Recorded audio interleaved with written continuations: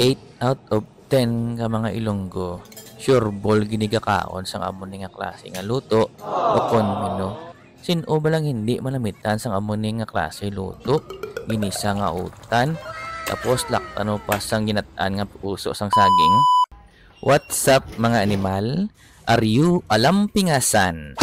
For today's vlog, maluto kita sang paborito ka mga Ilonggo. Ang simple lang bala nga ginisa nga utan sa kalabasa, pitsay, talong kag balatong.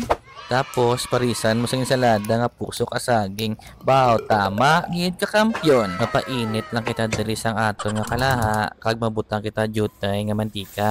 Igisa ta lang digalit dayon naton nga ahos, bombay kag kamatis ang kadali.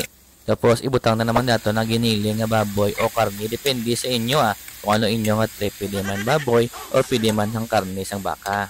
Takloban lang ni siya kadali, tapos gisahon na sang mayo hasta maguluwa ang iyang mga mantika or ang iyang mga sibo-sibo. Ginuna ko lang dililunod ang kalabasa kay do mo lang niyang medyo tiga. Tapos butangan talang di gamay nga tubig para magpahumok siya. Ito lang pagpalata ha. Ulaton ta lang yung magbukal ang tubig, tapos inunod ta naman yun ang aton talong, balatong. Lugayon ta lang siyang kadali, tapos i-make sure ta lang ang aton kalayo para sa may high nga level. Nagbutang ko digali sang Rufina patis or fish sauce, papadugang pampalasa. Ginlunod ko naman digali ang aton nga pitsay nga giniwa sang gagmay, tapos nagbutang lang ko digamay nga asin, gamay nga bitsin para suabe na gid ang aton nga lasa. Pagkatapos kuluto sang utan, ipiparal ko lang digali ang aton nga puso sang saging, tapos pabukalan. Pa-like and comment na makadagali sang aton mga sulod nga Ilonggo para gini sa aton nga kaayuhan. Pagbukal lang gali sang aton nga puso sang saging, butang tanagli nga una nga pigkas ang aton nga gata. Palutoon ta lang ni siya mga 3 to 5 minutes para hindi malata, tapos isalaon ta lang ni siya dayon kag ibakito. Nagsugba na lang ko digdi sang pork chop, kay butang pa karon sa aton nga ensalada nga puso sang saging.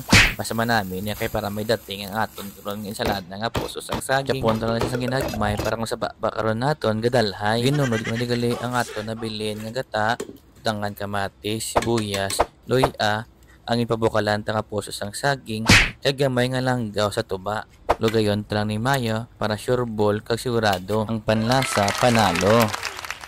Hasta na lang digaling akon nga video. Madamo gid salamat pag-follow sa akon bisan hindi ka manamian sang akon mga video. Mas style ka pa? Bala timo dyan. Anak ka ng pu.